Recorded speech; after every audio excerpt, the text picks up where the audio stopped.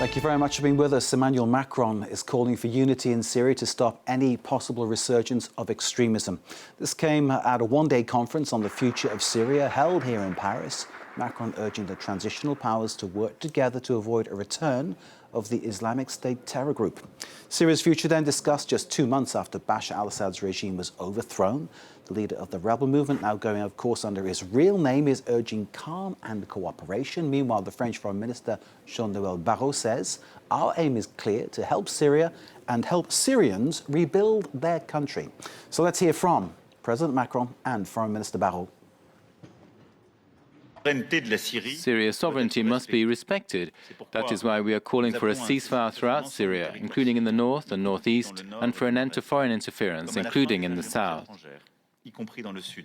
Syria must clearly continue to fight against all the terrorist organizations that are sowing chaos for you and in your country, and that want to export it.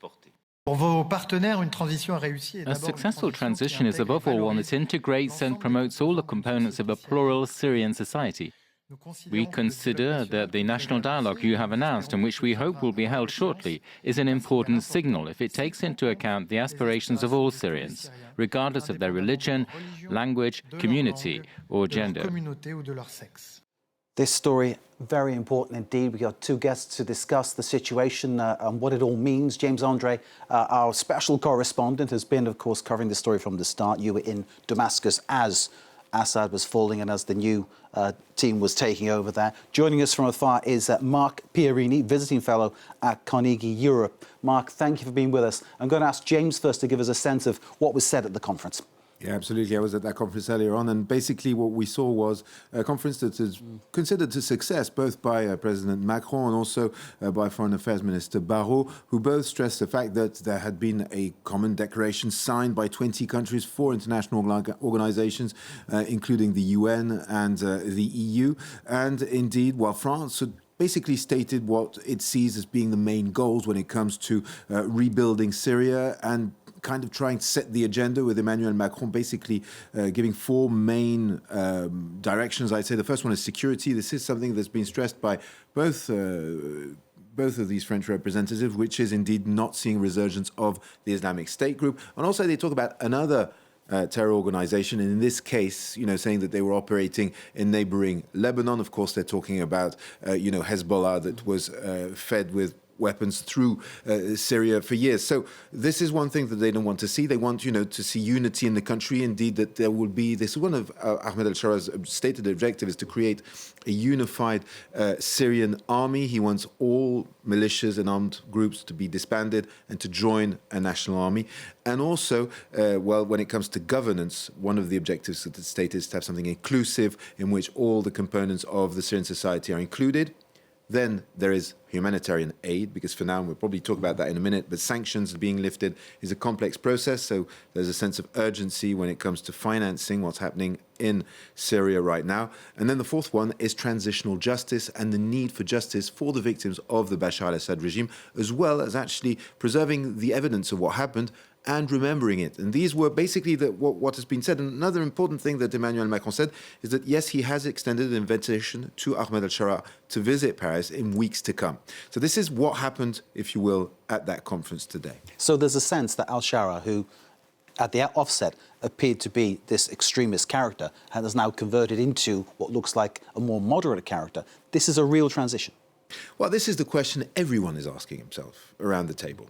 And interestingly, today I was able to ask a couple of questions to the EU Commissioner who was representing the EU at this meeting. And I said, right, so you're talking about potentially lifting sanctions.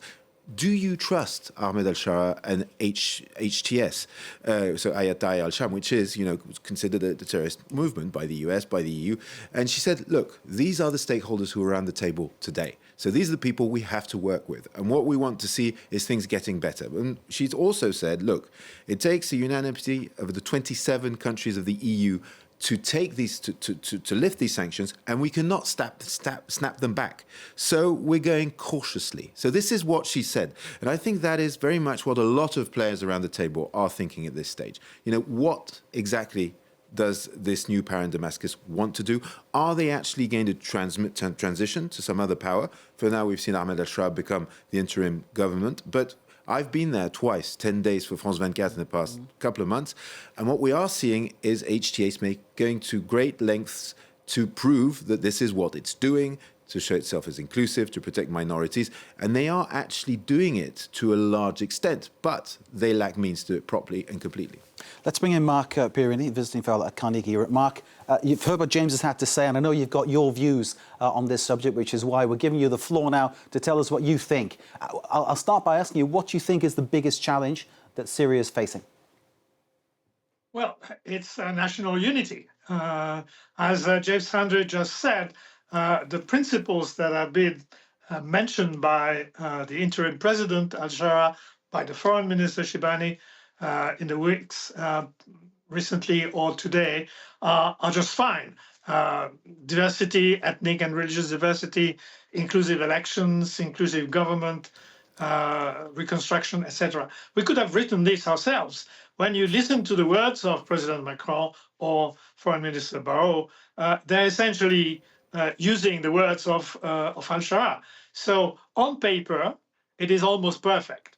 The problem is that in the past, Mr. al-Sharaa, who was called by his war name al-Julani, had done horrible things, and he's still on a wanted terrorist list. So basically, not only the Europeans are proceeding with caution, but they're proceeding with a few misgivings as well. So 1st of March is a key date because this is when the formal permanent government of Syria will be formed. Yesterday, al-Shibani said that it will include all the representatives of the diverse Syrian society. Unfortunately, he said as far as possible. So this is where the misgivings are. How many Christians are going to be in the government? How many Druze are going to be in the government? How many Kurds are going to be in the government? We don't know yet. So that is an important element. Other than that, of course, you have external actors such as Turkey, such as the Gulf countries, or even Israel, and everybody has a stake there. Mark, thank you. James.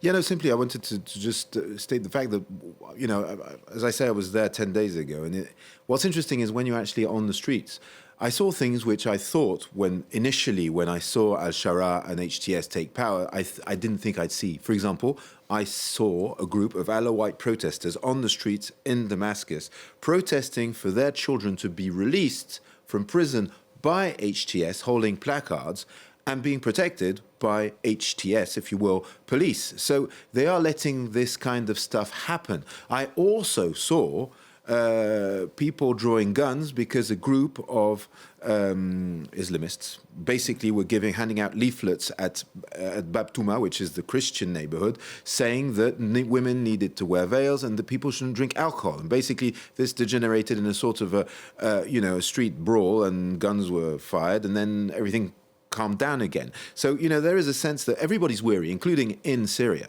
You know, people are watching and thinking, right, what's going to happen? And it's true that you see things that go well, things that go less well. But you also see that it is crucial, if the West is going to give a chance to al-Sharaa and this government, that they indeed give them financing. Because we did, for example, we did a patrol with the police, and the policemen were basically volunteers. They were not being paid. And they were saying, we'd love to join the future police force.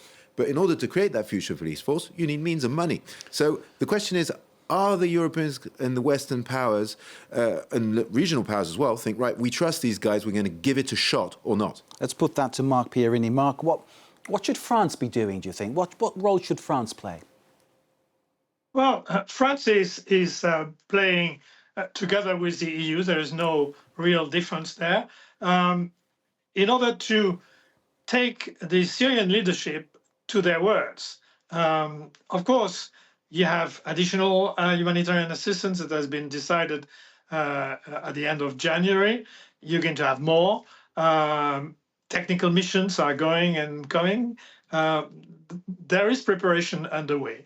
What is missing for the moment is translating the words of the Syrian leadership into action. And once again, the key moment there is 1st of March. If there is a comprehensive or inclusive, as they say, government that will reassure the Western leaders. Then we will see differences emerging. For example, a very important element in reconstructing the state and in bringing security in the street and in the regions is the place of the Syrian Democratic Forces.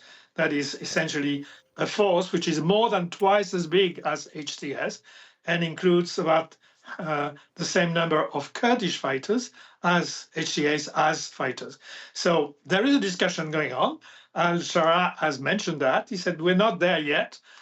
He said that a few days ago.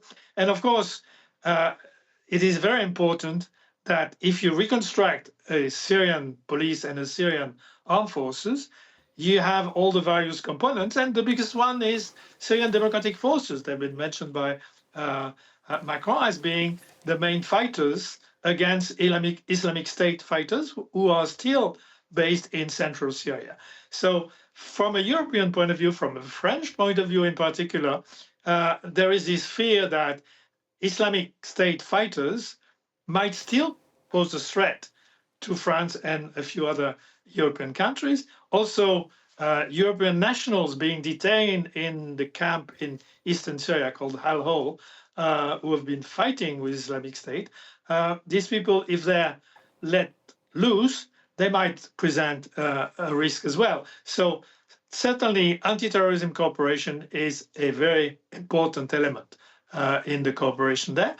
I would mention another one, which is briefly, please, not only sir. reconstructing the state, but reconstructing the people. Transitional justice, memory of what has happened. This is extremely important for the Syrian people to get over this tragedy that has lasted 14 years. Completely hear what you're saying. Mark Pierini of Carnegie Europe. Thank you, sir, for joining us very much indeed. James, quick word? Yeah, no, simply to say that indeed during this conference, France restated through the voice of Emmanuel Macron that they want to make sure their allies, with Syrian Democratic Forces in the fight against the Islamic State group, are indeed being backed at the moment in the face of, Turkey not being very much for that.